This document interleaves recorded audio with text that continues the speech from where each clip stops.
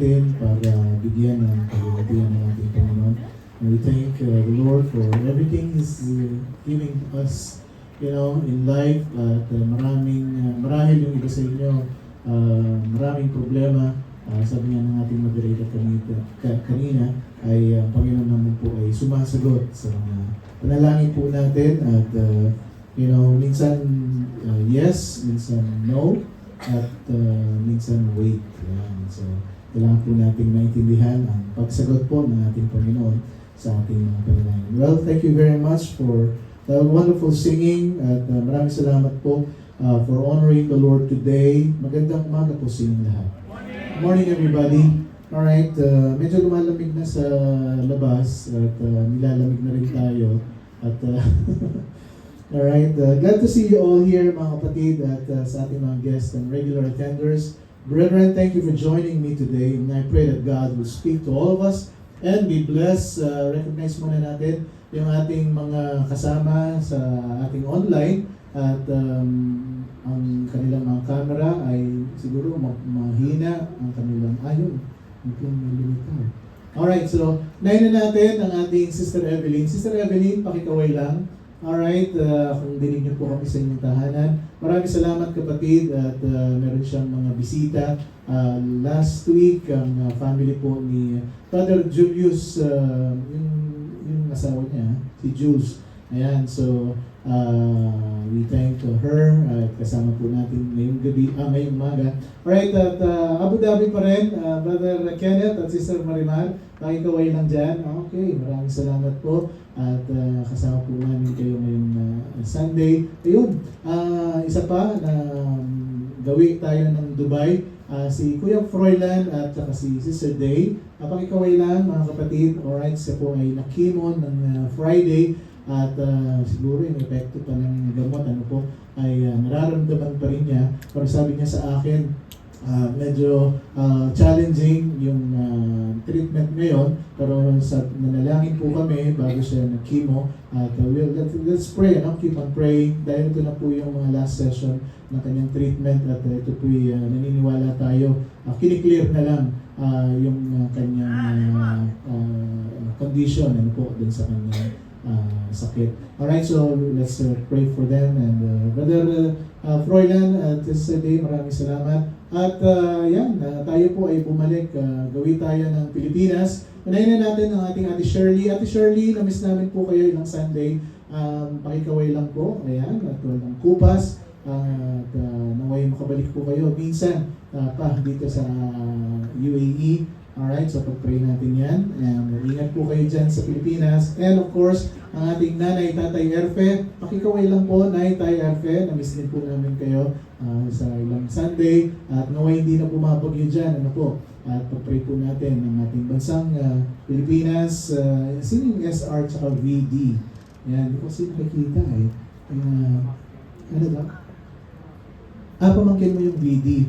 Okay, ano pangalan niya, Brad? Yung nasa barko ba to? Okay. Ito yung lagi natin kasama pagka-Bible study rin.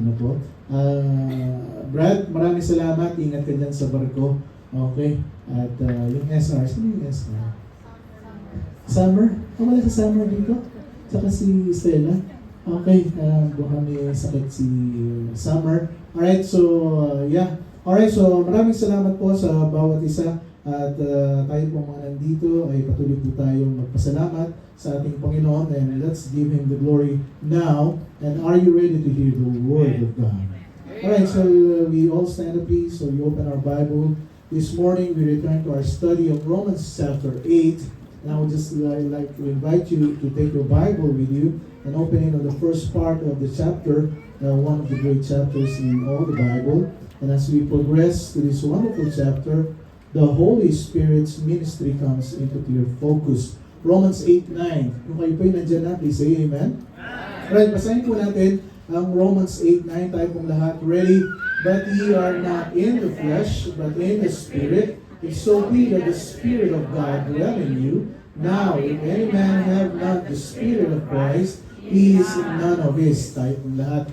Yung makot manalangin. Ang malaming banal, kami nga po yung nagpapasalamat At binigyan niyo po kami ng pagkakataon, mabuklat ang iyong pong salita. At ito po yung mapag-aralan namin, that the Holy Spirit open our hearts and minds. At kayo nga po ang mamuna sa aming pag-aaral. At ang mga katotohanan aming makikita, ito po yung magdulot sa amin ng kalakasan, katatagan sa aming pananampalataya. We thank you for everybody, yung mga online po namin mga kapatiran. Maraming salamat din po sa kanila at pangunahan niyo po kami ngayong oras na ito. Ito po yung dalangin namin sa pangalan ni Jesus. And all the people will say, Amen. You may be seated.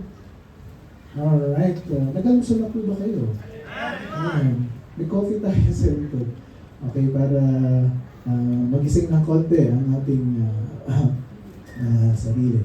Alright, mamaya po meron tayong mga announcements after ng ating preaching regarding po sa mga gagawin po natin sa mga susunod na linggo.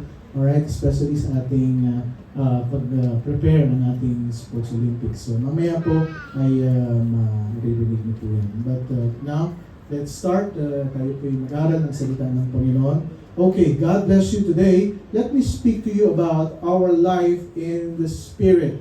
Our life in the Spirit. And so, in this chapter alone, chapter 8 ng Romans, the Holy Spirit is mentioned 20 times. Really, ito pong chapter na ito, yung kanyang chapter, this is his chapter.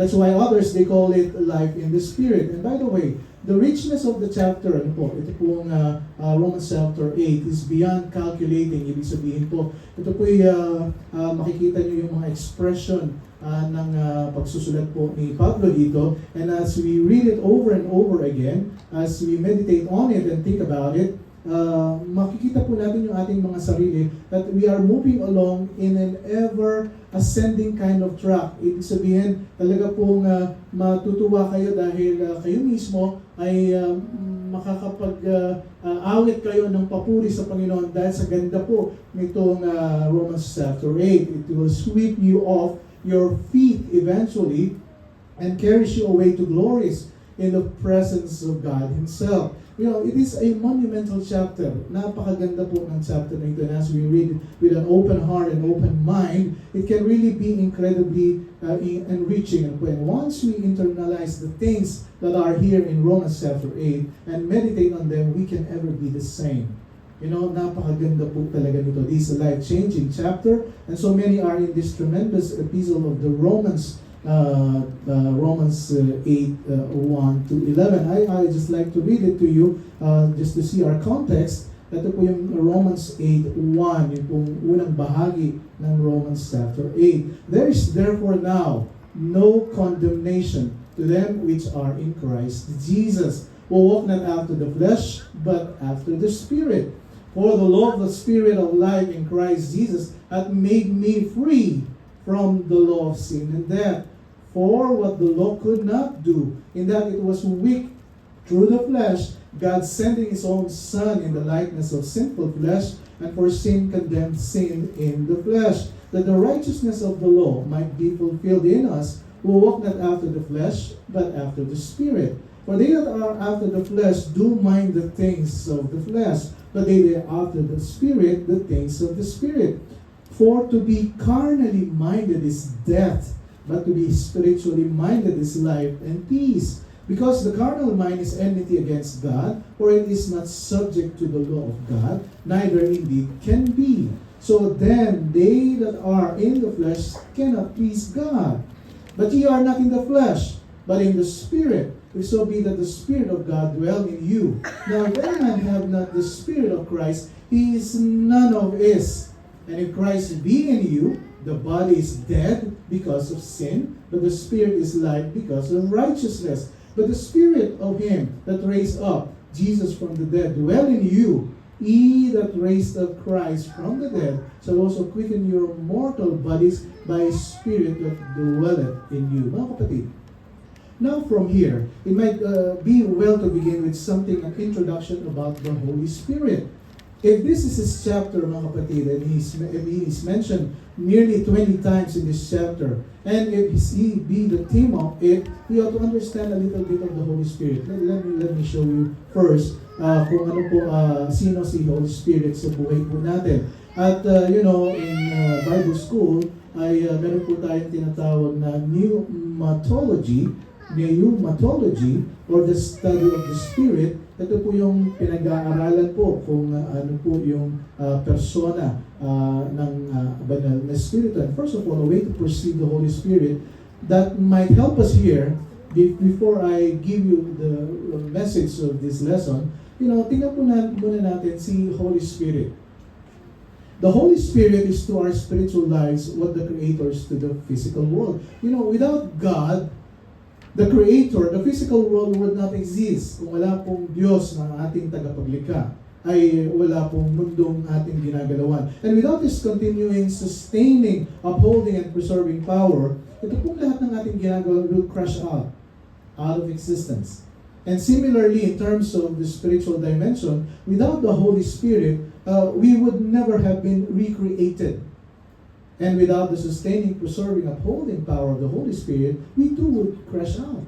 Kung walang banal na Espiritu sa ating buhay, ang ating buhay mananampalataya ay can crash out as well. So the Spirit of God is the very agent by which we were given life. Kung bakit tayo po nagpapatuloy sa buhay na ito, kasi may banal na Espiritu. And the very agent through whom the life is sustained. And also the very agent who will, in the end, bring that life to full consummation in eternal glory. Now, kapatid, now mark it. The Holy Spirit is not an influence. No, the Holy Spirit is a person. We never refer to the Holy Spirit as it. It's not a force. We always refer to the Holy Spirit as He. And He is the third member of the Godhead. Meron tayong God the Father, God the Son, and God the Holy Spirit. And this Holy Spirit is equal to the Father. Okay, hindi po mababa, hindi mataas. Equal to the Father, equal to the Son. In deity and in personhood, personality. If you study the Bible, for example, you will find that the Holy Spirit possesses a mind, emotion, and will. Meron siyang isip, meron siyang damdamin, at meron siyang will. He knows the deep things of God. The Holy Spirit loves the saints. Mahal niya tayo. He makes decision. The Holy Spirit speaks. Nagsasalita po siya. Okay, He prays. Nananalangin siya para sa atin. He teaches. The Holy Spirit guides. The Holy Spirit commands. The Holy Spirit fellowships. Pagka tayo may problema, ka-fellowship natin. He comforts. Pagka may mga problema po tayo, He comforts us. He may be grieved. The Holy Spirit may be grieved. Siya po'y nalulungkot, lalo na pagka hindi na po tayo sumusunod sa kalooban ng ating Panginoon. He may be quenched. He may be lied to. Pwede natin siyang gawan ng kasinungalingan. He may be tested. He may be resisted. He may be blasphemed.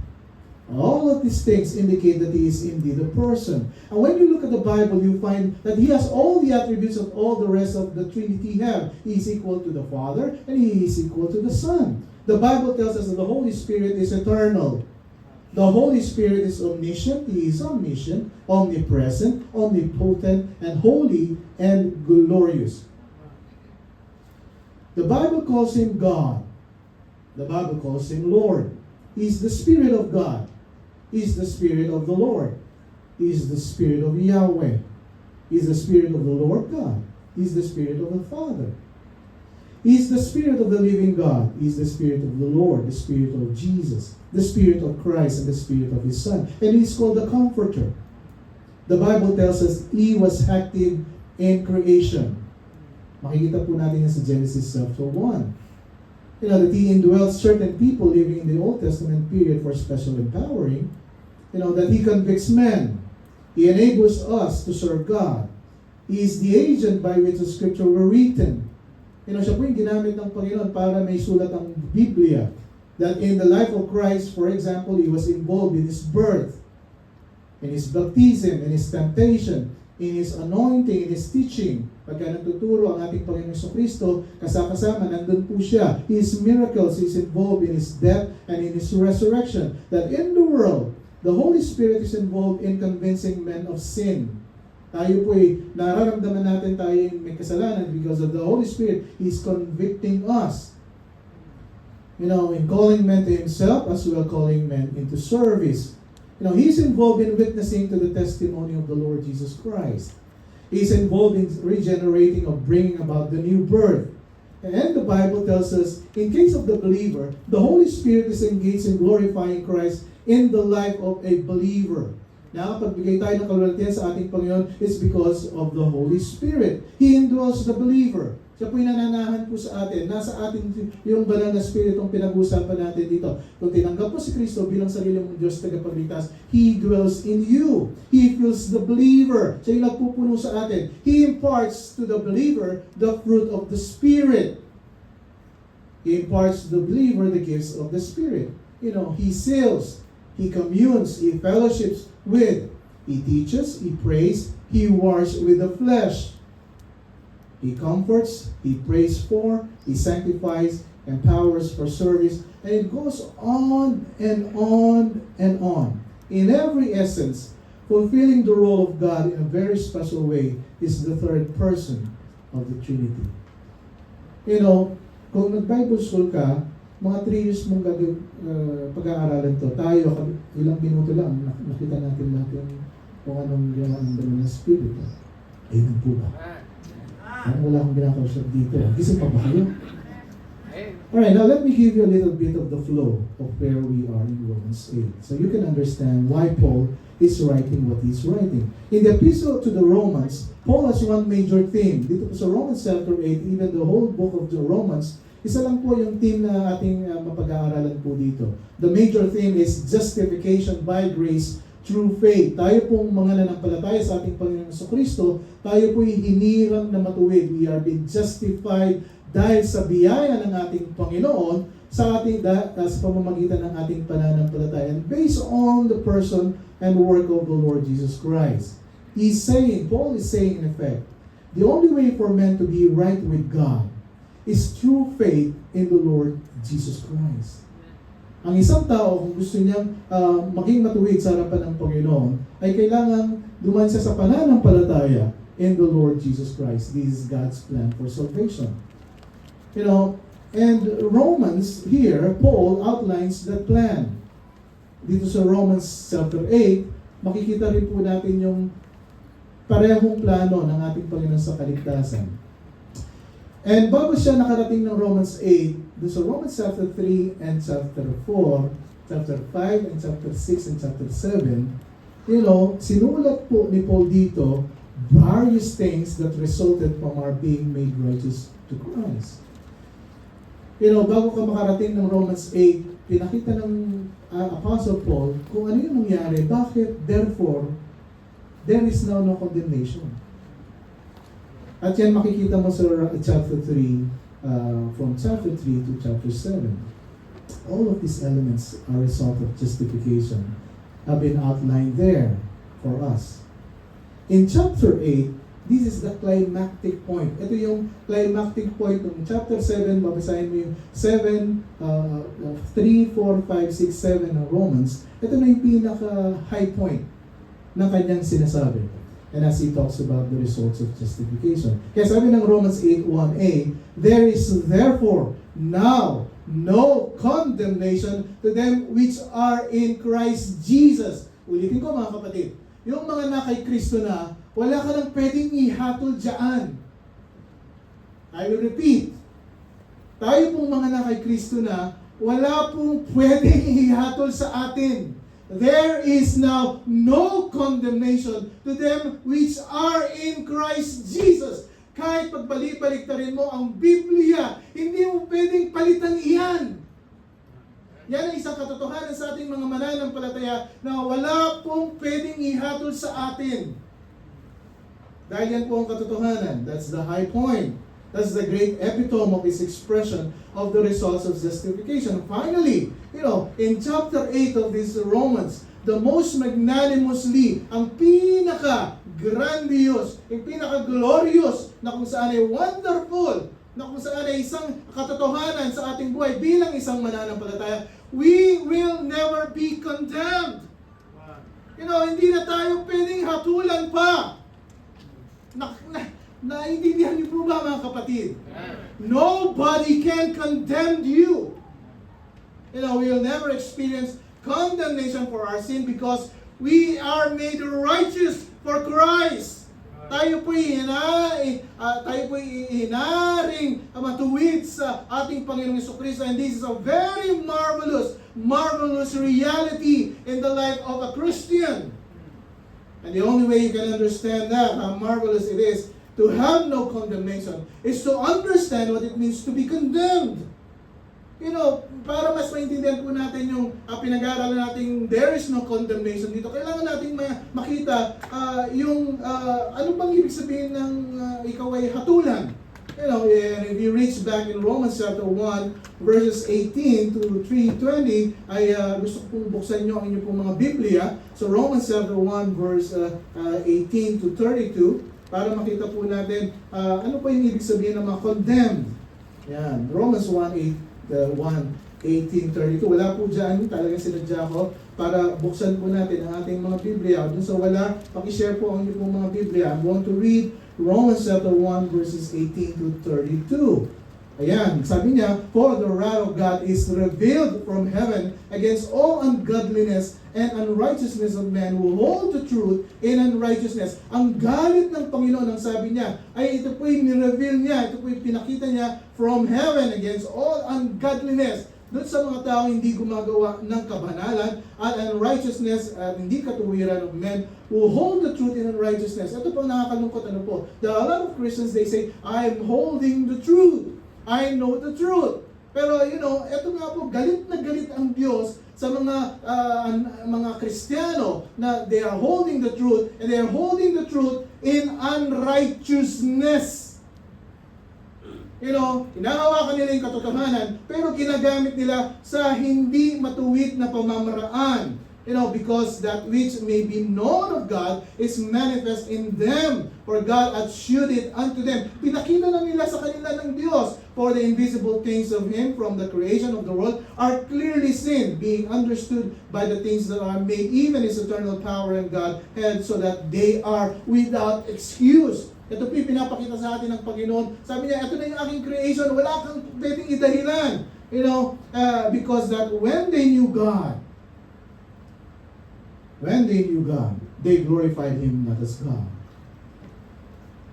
You know, alam mo na ang Diyos, pero hindi mo pa rin siya binibigyan ng kalulutian. Nakakalungkot. There are a lot of Christians, you know, they knew God, but when you ask them, do you glorify God in your life?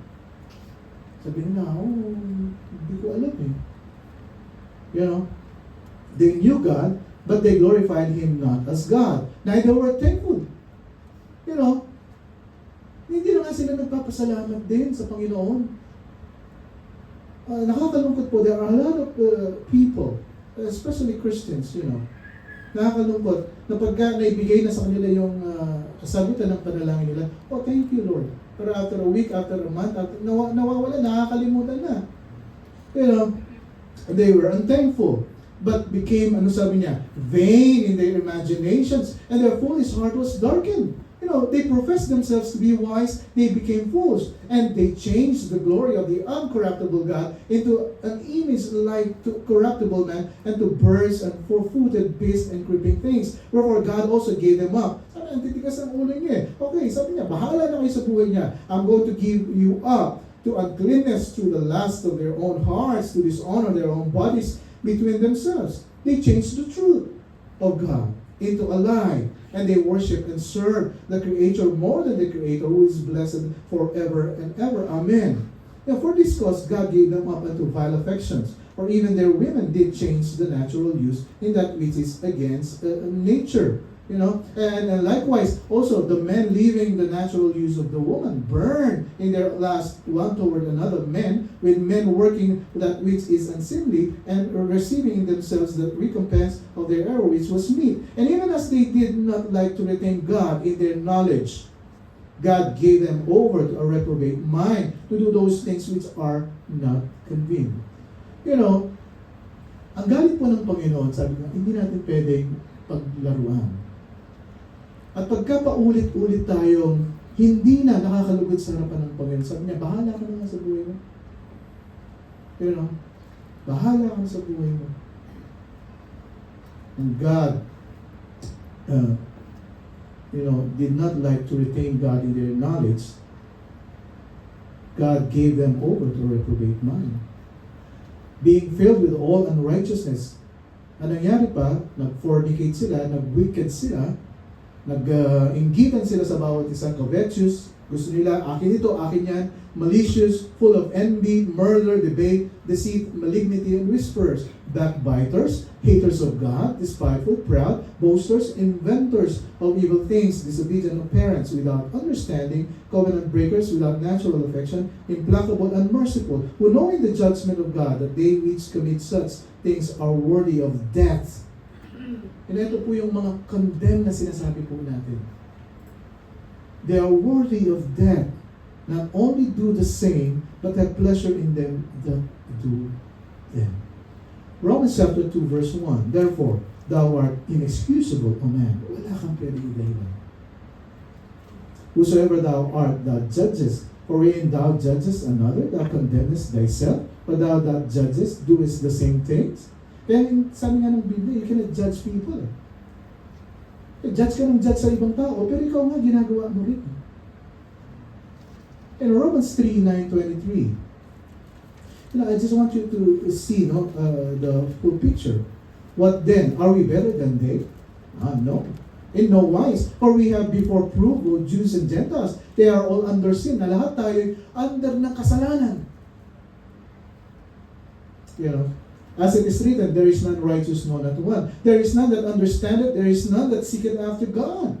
And they are all gone out of the way. They are altogether become unprofitable. There is none that doeth good, no, not one. Their throat is an open sepulchre. With their tongues they have used deceit. The poison of asp is under their lips, whose mouth is full of cursing and bitterness. Their feet are swift to shed blood. Destruction and misery are in their ways, and the way of peace have they not known. There is no fear before God, before their eyes. Now we know that what the things soever the law saith, it saith to him that are under the law, that every mouth may be stopped, and all the world may become guilty before God. Therefore, by the deeds of the law, there shall no flesh be justified in his sight, for by law is the knowledge of sin. But now, the righteousness of God is without the law is manifested, being witnessed by the law and the prophets, even the righteousness of God is by faith of Jesus unto all and upon all that them believe, for there is no difference. For all have sinned and come short of the glory of God. Lahat tayo. Because of this condemnation, lahat po tayo, hindi tayo nakakabot sa kalulutian ng Panginoon. Dahil sa kasalanan. Romans 3:24-28.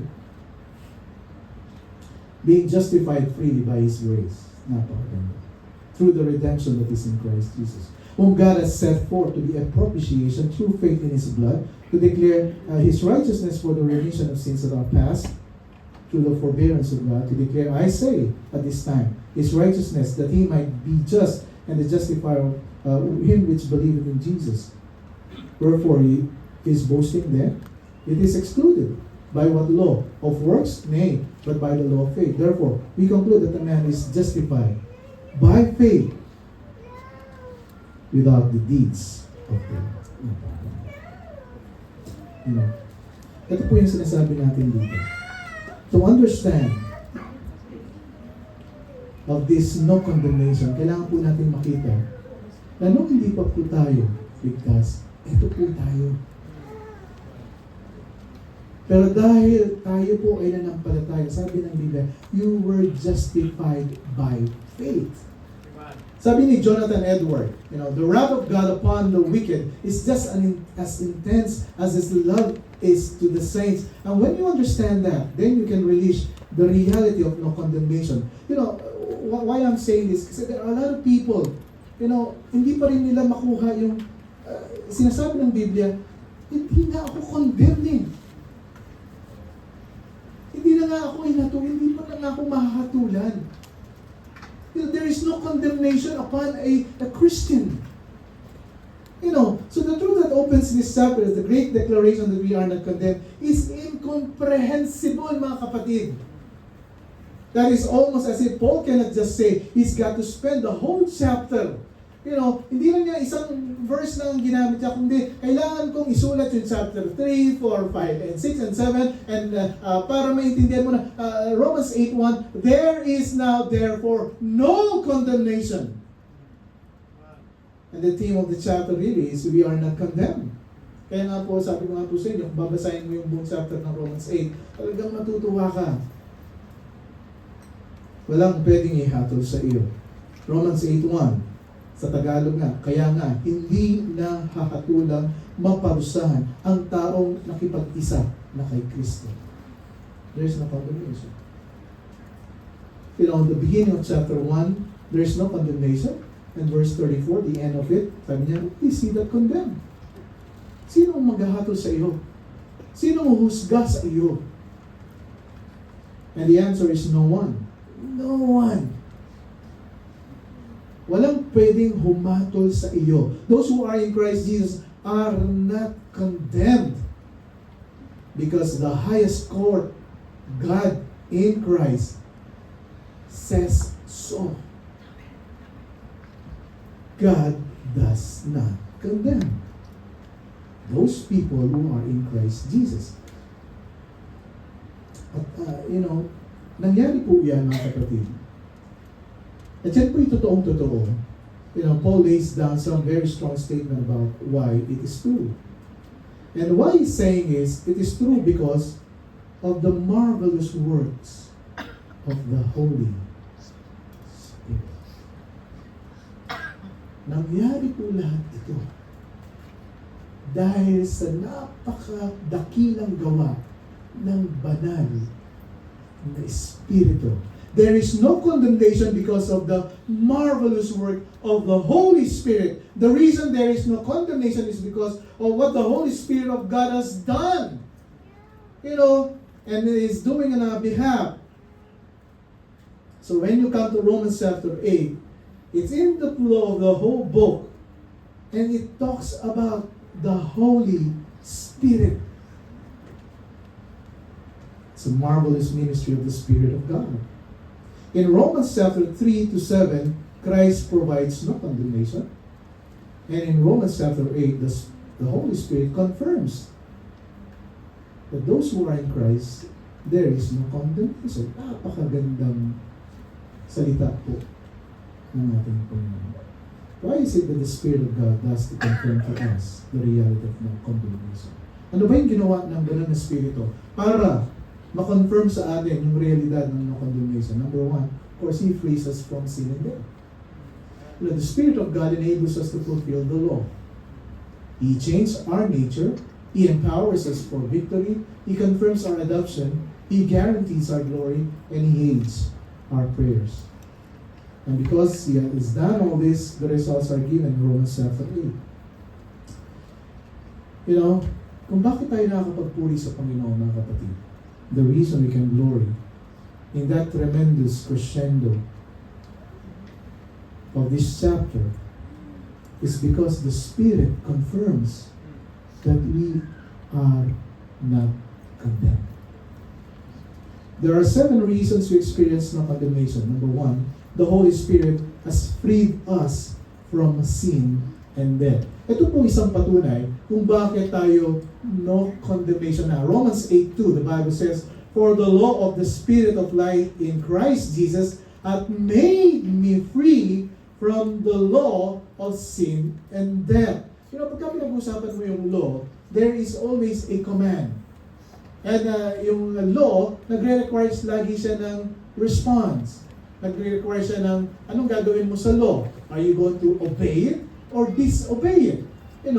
Now a few weeks back, we went into that in detail as we look at the first 4 verses of the Romans chapter 8. Kung naalala nyo pa, bago tayo nagkaroon ng message dun sa Philippians at saka dun sa loving not the world, ay nandun tayo sa Romans chapter 8. Romans 8:1-4, kung naalala nyo pa.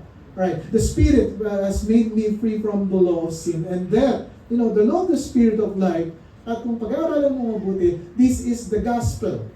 This is the gospel, the law of the Spirit of life. Isa po'y batas ng Espiritu ng buhay na kung saan meron siyang inuutos sa atin at meron tayong kailangan gawin. Come to think of it, the gospel is a law. Dahil meron siyang inuutos na kailangan po na tayong mag-respond. Kaya nga, is sort of a law. It commands us to respond. It lays down a requisite for us and demands our adherence and obedience to the Lord Jesus Christ. The reason we can never be condemned is because we have been set free from sin and death, from the law of sin and death. Pinalaya na po tayo ng batas ng kasalanan at kamatayan. I will repeat, mga kapatid. Why am I explaining this law? Dahil po kasi sa mga law na ito, there are a lot of Christians na nagiging legalista dahil sa law. I don't know. Kasi nung niligtas ka ng Panginoon, He sets you free. He sets you free with all this law.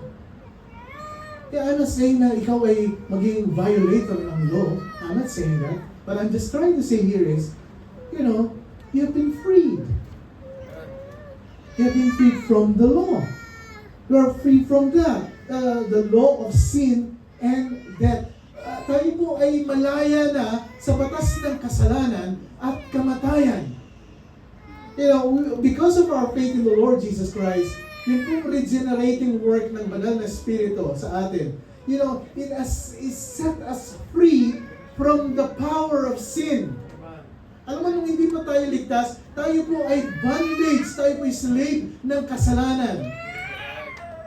Tayo po ay nabubuhay sa kasalanan. Pero pagka ikaw ay isang Kristiyano na, ikaw ay anak ng Diyos, ikaw ay malaya na dito sa kapangyarihan ng kasalanan. You are free from sin's authority. You are free from sin's dominion. You are free from sin's control, sovereignty. You are free from sin's mastery. And ultimately, even in sin's penalty. Ikaw po, malaya na po sa mga kapangyarihan ng kasalanan nito. Kaya nakakalungkot na isang Kristiyano ay nagpapasakop pa doon sa kapangyarihan ng kasalanan. So we will never know the punishment of sin because we have been set free from that because of Jesus Christ. At dahil nga tayo no condemnation na, we will never know the punishment of sin, mga kapatid. The Holy Spirit is the agent of our salvation. He is the deliverer who will take us out of the dimension of sin. Tinanggal na po tayo dun sa masasabi nating mundo ng kasalanan. Out of the dominion over sin which leads to death. He's the one who break it. Kung tayo lamang, hindi po natin kaya na hindi magkasa. Ibig sabihin, tayo under ng kapangyarihan ng kasalanan. But because of the Holy Spirit, He breaks and as it opened the gates of sin and He stamps the bar of iniquity at pinalaya ka niya. He unlocks the chains of transgression and He opens to us the way of freedom and liberty and set us free. Tayo po'y pinalaya na. So when you think of the Holy Spirit, beloved, He sets you free. Ikaw ay pinalaya na. He made you free from the consequence of your own sin. Ano ba yung consequence ng kasalanan? Kamatayan. He made you free from the power and the mastery of sin so that you need to succumb to its power. Pinalaya ka na sa kapangyarihan ng kasalanan. Sino kapatid, listen carefully. I do not believe in instant maturity. But I do believe in instant freedom. I will repeat. Hindi ako naniniwala na ang isang tao, pagka naligtas siya, mature kagad siya. Pero naniniwala ako Nung tinanggap mo si Kristo sa puso mo, nung oras na iyon, nung araw na iyon, instantly, you are free. You know, if you really understand your salvation, mga kapatid, kung talagang naintindihan mo yung kaligtasan mo, before we receive the Lord Jesus Christ, you know, we are slaves to sin. Tayo po ay talagang nasasakop ng kasalanan, but because of Christ's work on the cross, sin's power over us has been broken. You know, Satan has no right ownership or authority over us. He is a defeated foe. Although He is committed to keeping us from realizing that, you know, ang kalaban, wala siyang gagawin kung di bubulagin ang pag-iisip mo. Nasasabihin niya, oh, ikaw ay isang talunan. No, ikaw ay ikaw yung napakababa mong uri ng kasalanan ng Kristiyano. Ikaw ay hindi nararapat sa gawain. Ikaw ay ganito, ikaw ay ganito. You know, he knows he can block your effectiveness as a Christian. Gagawin niya ang lahat para hindi ka maging effective sa iyong pagiging Kristiyano. You know, he can deceive you into believing that you are nothing but a product of your past, subject to sin, prone to failure and controlled by your habits. As long as he can confuse you, guguluhin ka niya, and he blind you with his dark lies, you won't be able to see that the chains which once bound you, are broken already. You know, truly, you are free in Christ. Ikaw ay malaya na dahil kay Kristo. Our faith in the Lord Jesus Christ, that regenerating work of the Spirit of God, has set you free from the power of sin.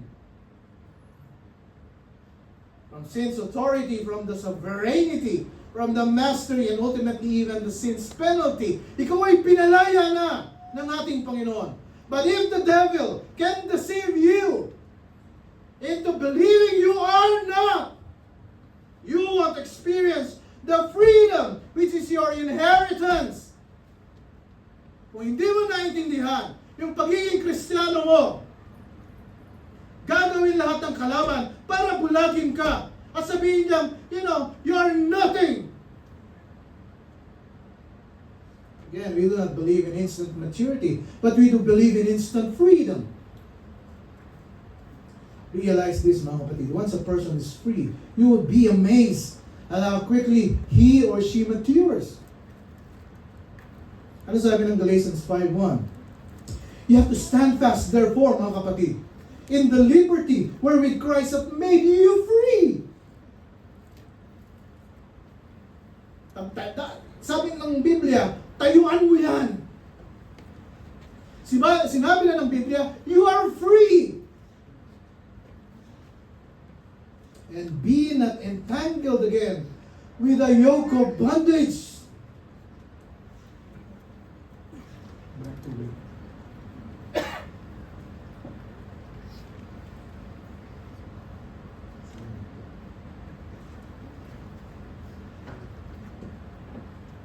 You are free, mga kapatid. Kung hindi mo naiintindihan itong kalayaan ito, sabi ko nga po sa inyo, babalik at babalik ka sa lumang buhay mo at hindi ka magiging effective as a Christian dahil nabuhay ka na lang sa nakalipas mo. You know, you cannot stand for the Lord. Especially sa mundo po natin ngayon. Kung hindi mo naiintindihan yung kalayaan na pinagkaloob sa iyo ng Panginoon, you know, after the service, you go back there, your old life. At parang walang nangyari sa kaligtasang pinagkaloob sa iyo ng Panginoon. You know, hindi po ganun ang plano ng Panginoon po sa atin. Kaya nga niligtas po tayo ng Panginoon, it's because we have been set free from the power of sin. Because there are a lot of Christians, you know, they are confused. They are confused, you know, they are being deceived in the dark lies of the enemies. Sabihin nila, oh, wala naman nagbago sa buhay ko. Wala naman nagbago sa aking ugali. Wala naman. nagbago sa aking sarili, you know, and everything. Who condemns you? Di ba? Sino ba nagko-condemn? There's nobody, mga kapatid. Nobody. The Holy Spirit, you know, this is the first that He does, that there's this confirmation about our no condemnation status in life. The Holy Spirit's made us free from the power of sin. Letter B. The Holy Spirit enables us to fulfill God's law. Anong sabi ng Romans 8:4? That the righteousness of the law might be fulfilled in us who walk not after the flesh, but after the Spirit. Ano sabi niya? Hindi ka na naging legalista ngayon. You know, kasi sabi niya, you are not walking after the flesh, you're walking after the Spirit. You know, ano kung fulfill mo yung batas ngayon is because ito po yung ginawa ng banal na Espiritu po sa atin. The righteousness of the law might be fulfilled in us. Kung sa ating ng mga sarili, okay, pilitin mo, okay, first, sabihin natin, first hand, we can do it. But in the long run, I don't know. Sabihin mo, palagi na lang ganito, ginagawa ko, parang routine na lang sa buhay, parang ganito na lang, lagi na lang ako you know. But again, mga kapatid, ang Sunday po natin dito, every Sunday, bago po yan every other Sunday. Hindi po yan pare-pareho. You know, that the righteousness of the law might be fulfilled in us. Now, when you were saved, mga kapatid, you were freed from sin and death in the sense of sin's mastery and sin's dominion. There's still a battle, of course. But no longer that sin dominates us, and no longer will pay the ultimate penalty for it, because Christ paid for everything. Now when that happened, when then became those who walk in the Spirit, we were able to fulfill the righteousness of the law. Ngayon, pwede na. Saving grace was given that the law might be fulfilled in us. Binigyan tayo ng biyaya para ma-fulfill po natin yung law. You remember we talk about righteousness. Katuwiran. God ultimately is calling out a righteous people. You know, kung bakit niligtas po tayo ng Panginoon, ay para palayain tayo doon sa kapangyarihan ng kasalanan. At pagka ikaw ay malaya na sa kapangyarihan ng kasalanan, you know, He's calling out us to live a righteous life. You know, kung iniisip mo, ako'y ligtas na, o pwede na ako magkasala, ang Biblia po kahit magbalik-balik na rin mo yan, walang tinuturo na isang taong ligtas na, ay pwede nang magkasala ng mabuhay sa kasalanan. Kundi sabi niya, ay tayo ay, the righteousness of the law might be fulfilled in us. You know, God is calling out a righteous people. And the reason God saved you was to make you righteous. To give you the ability to do what is right. You know, mas may abilidad ka ngayon gumawa ng matuwid. Mas may abilidad ka ngayon para purihin ang Panginoon, to please Him. You know, and to do His will. Fulfilling the law for a Christian is not some kind of painstaking conformity. Alam niyo po, ang sabi ko nga po sa inyo, noon pa man, sinasabi ko na sa inyo, ang paglilingkuran, hindi po sa pilitan po yan. You know, hindi kasi pinipilit ako ni Pastor Art na magatin. Okay, that's my job. I-remind ka, pero yung talagang pagka nakita kita niyan sa kalsada, talagang pipilitin kita na hindi ko naman gagawin yun. Di ba? Kaya gagawin ko yun kung talagang concern ko sa iyo, talagang dito ka, huwag ka lang. Di ba? Tatagin mga kapatid. You know, when this BBCDE is being, organized. It's not me. It is not me. It's you, you know. Naintindihan niyo po yung turo ng Biblia. You know, it's not a painstaking conformity. Pagka Sunday, alam mo na dapat nasa church ka. You know, pagod ka, puyat ka, may mga problema ka, may sakit ka. You know well, you should be in the church. You know, fulfilling the law for a Christian is not some kind of external behavior as well, based on some code of ethics.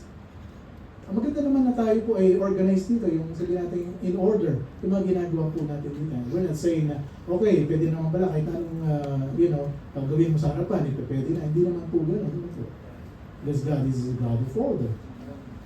Naayos lang po natin para, pag umupo ka dyan, ay, masarap naman umawit, masarap tayo nagpa-practice, tayo naghahanda ng mga ganito.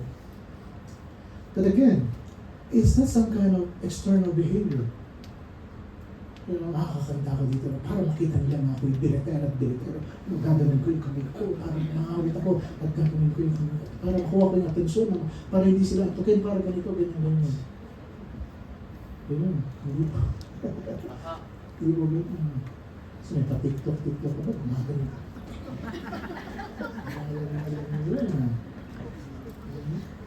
Papalit ba yun? It's not some kind of external behavior based on some code of ethics.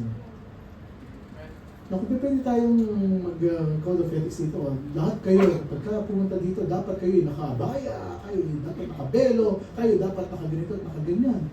Hindi ba? It's not something that's out of the edge and the fringe of who we are. Christian holiness, righteousness, and obedience for the believer, it's not external at all. Hindi po dito pagandahan, hindi po dito, pabonggahan, hindi po. But it's internal, mga kapatid. Ano ba yung nasa puso po natin? Amen. Hindi ka ba para sumikat? No. Ang pinapasikat po natin dito ng ating Diyos na pinaglilingkuran. It is the product of the Holy Spirit on the inside. And when we become a believer, the Spirit takes up residence. He begins to produce in us the life of holiness. Hindi mo nga pipilitin yung sarili mo, kundi ito po'y kusa ng lalabas sa iyo. So that a disobedient Christian has to fight against himself. He literally has to take effort toward the Spirit of God. Ito pong, it's like a holding breath, you find a lot easier. Breathe. Pagka naglilingkod ka, napakasarap naman maglingkod sa Panginoon. And so it is the life of Christian, and that normalcy is to do what is the Spirit of God generates. It comes out naturally, mga kapatid. So the Spirit of God produces in us the capability and the capacity to fulfill God's law. Sabi niya, nang sa ganon yung katuwiran niya ay ma-fulfill in us. Hindi mo na nga pipilitin yung sarili mo kung saan po yung lalabas. God not only redeemed us transactionally and forensically, God not only declared us righteous, but then He planted His Spirit within us. Ang banal na Spirit ang pinag-uusapan po natin dito ay nasa puso po ninyo. Nasa puso niyan. He dwells in you. Kaya kahit saan ka pumunta, kasama mo yan. Kasama mo yan. Pagka pumunta ka sa mga lugar na hindi kahaya-haya sa ating Panginoon, kasama mo siya doon. Pagka ginagawa mo yung mga bagay na hindi kahaya-haya sa harapan ng Panginoon, ginagawa mo yun, kitang-kita ng Panginoon kung anong ginagawa mo. Because He dwells in you. Ephesians 2:10, for we are His workmanship created in Christ Jesus unto good works. Ngayon ikaw ay ligtas na. Ang sabi niya, ikaw ay create ng Panginoon unto good works which God had before ordained that we should walk in them. Sana sa ating buhay, lumakad po tayo kung anong nasusulat sa Biblia. That's the purpose of redemption. We were created in Christ Jesus unto good works. We were redeemed to live a holy life, mga kapatid.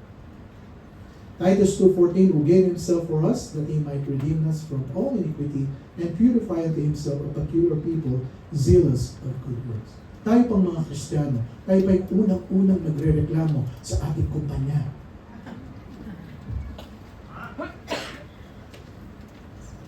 Tayo pang mga Kristiyano, ang reklamador sa buhay.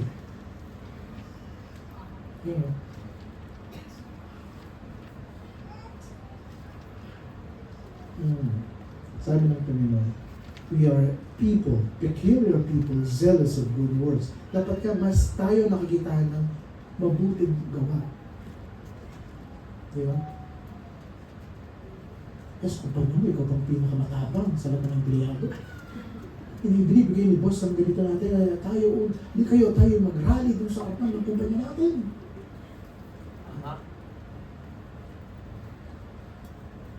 You know, in Luke chapter 1, the Abrahamic covenant, this is what it says, Luke 1:72. To perform the mercy promised to our fathers and to remember His holy covenant, the oath which He swore to our father Abraham, that He would grant unto us that we, being delivered out of the hand of our enemies, might serve Him without fear, in holiness and righteousness before Him all the days of our lives.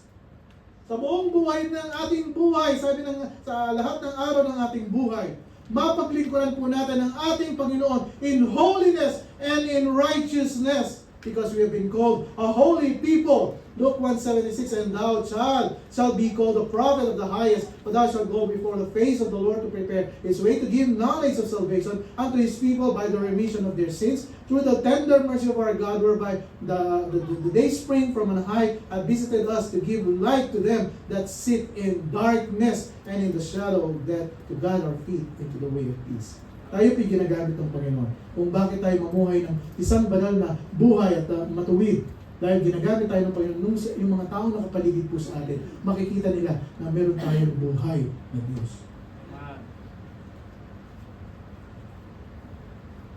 Though He were a son, the Lord Jesus Christ, yet learned He obedience by the things which He suffered. And being made perfect, He became the author of eternal salvation, unto all them that obey Him. Justification, mga kapatid, and sanctification are inseparable truths in the life of a Christian. Hindi mo ba pwedeng pag-iwalayan? Hindi mo pwedeng ligtas ka lang. Hindi mo pwedeng justified lang. Pero ang buhay po natin, taliwas sa salita ng Panginoon. Sanctification, justification and sanctification are inseparable. How about to end? Now God has given us a heart and new spirit within us. Ezekiel 11:19, and I will give them one heart. Binibigyan kita ng isang puso. And I will put a new spirit within you, but I'm a spiritual. And I will take the stony heart out of their flesh, and I will give them a heart of flesh. Ezekiel 11:20, that they may walk what? In my statutes, and keep my ordinances, and do them, they shall be my people, and I will be their God. Redemption, mga kapatid, is unto obedience. Next Sunday, we're going to talk about the third one. There are 7. Nakadalawa na tayo. There are 7. Yung third one, the Holy Spirit changes our nature. Ano sabi ko? Pagka nakita natin ito next Sunday. Right? And the Spirit of God does to confirm to us our no condemnation. Ito po yung lahat nangyari dahil sa pamamagitan ng banal na Espiritu. Alright, next Sunday, pag-aaral po natin yung pangatlo. Romans 8:9, but ye are in the flesh, but in the Spirit, if so be that the Spirit of God dwell in you. Now, if any man have not the Spirit of Christ, he is none of his. Okay, our life in Christ. Napakaganda. Tayo pong lahat ay tatawid sa Lord's therapy, so we bow our heads and close our eyes so we pray. Heavenly Father, we thank you, Lord, for your word today. Maraming salamat po sa simula po ng aming pag-aaral dito sa Romans chapter 8 verses 1 to 11 kung paano nakita po namin na ang banal na Espiritu ay napakahalaga po sa aming pong kaligtasan. Siya po ang ginamit niyo para maunawaan po namin ang kalagayan po namin kung kami po ay naligtas. Truly, Panginoon, we do not believe in instant maturity. But we believe in instant freedom. Nung niligtas niyo po kami, we are instantly free, set free from the law of sin and death. Panginoon, maraming salamat. Napakadakila mo sa amin. Ngayon, nagko-control po sa aming buhay na kasalanan. Now we are capable been broken, O Lord, na hindi po namin ito sundin. Kundi sa aming pong buhay bilang mananampalataya. That your law, the righteousness of the law, might be fulfilled in us. Tinuturuan niyo po kami, Panginoon. It comes out naturally sa aming maligtas. Makakitaan po kami ng kabutihan sa aming buhay. Maraming salamat, Panginoon. Maraming salamat sa Holy Spirit. Kapatid, God has spoken to your heart. Why don't you come to God and tell God, Panginoon, maraming salamat because of the Holy Spirit. Naintindihan ko po ang inyong pong salita. He's teaching me a lot of things. He's guiding me, Lord. And truly, siya po yung nagtuturo ng mga katotohanan ng iyong salita sa amin kung bakit naintindihan po namin ang Biblia. Kapatid, why don't you come to the Lord and tell Him, let the Holy Spirit guide me, O Lord. Lalo pang maintindihan ang iyong pong salita sa akin. Use Him to teach me well. Kapatid, kausapin mo ang Panginoon. Report Him. Saan po mga bisita, meron pong lalapit po sa inyo? Kapatid namin sa pananampalataya. You will pray. Tatanggapin niyo po si Kristo bilang sarili niyo Diyos. Sabi ng Biblia, pagka ginawa niyo po yan, habang nabubuhay kayo sa mundong ito, kayo'y pagkakalooban ng buhay na walang hanggan. Ito po'y kaligtasan. Anytime na mawala kayo sa mundong ito, sa langit kayo pupunta. Ang Biblia po, ang Panginoon po ang nagsasabi ko.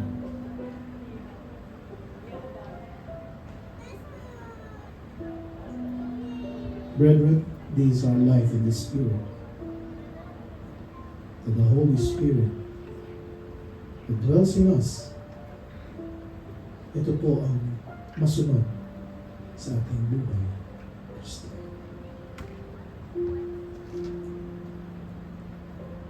Gusto ko kasapin mo ang Panginoon.